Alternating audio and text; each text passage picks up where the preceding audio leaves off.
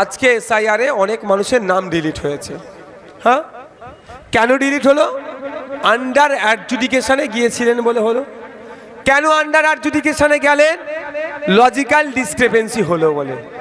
কেন logical discrepancy হলো? মমতা ব্যানার্জি চাইলো বলে। বুঝে আসছে?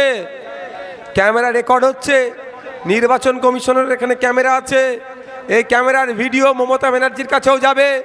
আমি নমিনেশন ফাইল করেছিলাম 2021 সালে, আমার একটাও মামলা ছিল না।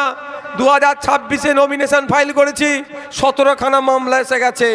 আজ পর্যন্ত বলতে পারবেন আমার সিঙ্গেল ওয়ার্ড, সিঙ্গেল সেন্টেন্স কোনো জাতকে আক্রমণ করে, বর্ণকে আক্রমণ করে, ব্যক্তিগত আক্রমণ আমি বলেছি বা একটা অসত্য কথা বলেছি আমার রাজনীতির জীবনে? একটা জায়গায় আমি 4 তারিখের জায়গায় 2 তারিখের জায়গায় 4 তারিখ বলে দিয়েছিলাম, সেটাও আমি ভুল স্বীকার করে নিয়েছি। ভাই, আমি এই রাজনীতি করি, তারপরেও আমার নামে 17খানা মামলা দিয়েছে। আর যদি আজকে আমি ভুল বলি, আমার নামে কত দেবে? 170টা মামলা দিয়ে দেবে এরা। তারপরেও বলছি আমি